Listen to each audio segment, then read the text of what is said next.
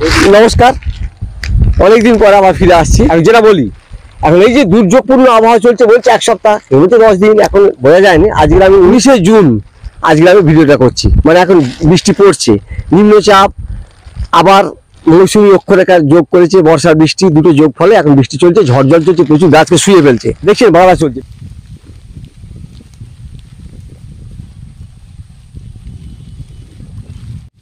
এখন কি ঝড় হচ্ছে দেখুন, একবার পাতাগুলো দেখলে বুঝতে পারবেন।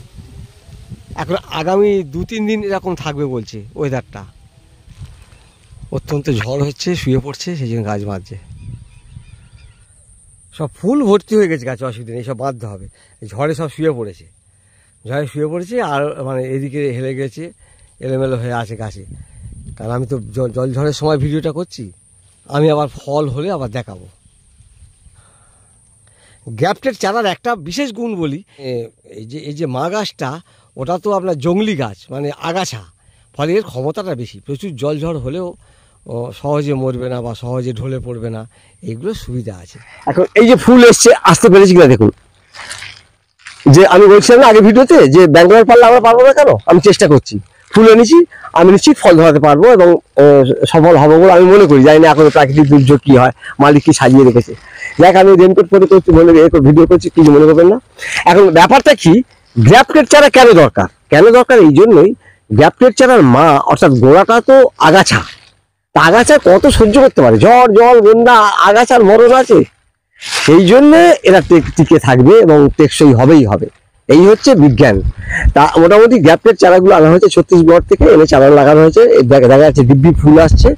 তা আমি বলেছিলাম যে ব্যাঙ্গালোর পারলে আমি হারবো কেন, আমার হাতে টেকনোলজি আছে, আপডেটেড একদম ওষুধ আছে, একদম যেগুলো বেরোচ্ছে, তাহলে আমি পারবো না কেন? এই নিয়েই আমি চেষ্টা, এটা প্রথম চেষ্টা। জানি না আমার সঙ্গে কেউ আছেন কিনা, যদি থাকেন কি করবেন।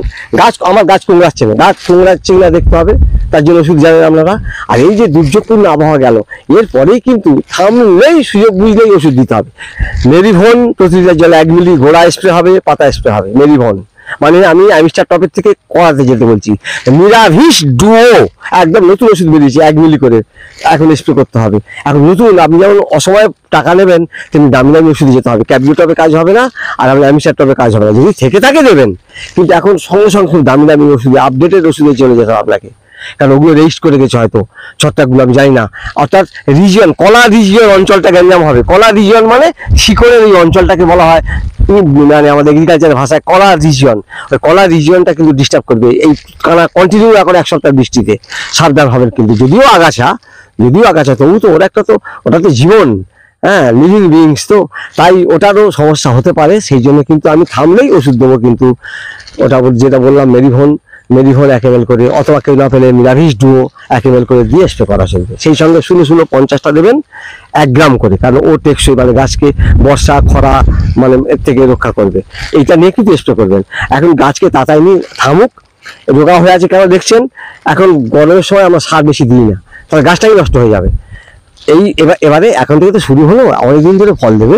এবার আমরা নিশ্চিত বর্ষা থেমে গেলে খাওয়াবো এবং গাছে স্প্রেও করবো, ভিটামিন যেটা করি আমরা, সেগুলো সব কাজ করবো। তা আমি বলতে চাচ্ছি, যাদের গাছ আমার সঙ্গে হয়েছে এই বর্ষার চলাকালীন এই অবস্থায়, এখন একটু সুযোগ বুঝলে ছত্রাক ওষুধ সঙ্গে পটাশটা দিয়ে যাবেন। আর পোকা থাকলে পোকার 1001টা ওষুধ আপনারা জানেন, পোকার যে কোনো ওষুধ এখন দেবেন। আমি তো রনফেন দিচ্ছি, সোজা কথা আবার বলবো, 1 মিলি করে রনফেন দিচ্ছি। বাচ্চা গায়ে ফুল এসছে বলে, হ্যাঁ, পোকা টোকা কিছু লাগলে পরিষ্কার হয়ে আছে। যাক, আর বিস্তারিতভাবে যাচ্ছি না। সকলকে ধন্যবাদ, শুভেচ্ছা জানিয়ে এই সব রেনকোট পরে ভিডিও করছি, কিছু মনে করবেন না। সকলকে নমস্কার, ভালোবাসা জানাই। আর জল পড়ছে, আমি ভিডিও করছি। যাই হোক, সকলকে ধন্যবাদ জানিয়ে শেষ করছি। নমস্কার জানাই, ধন্যবাদ, ভালো থাকুন।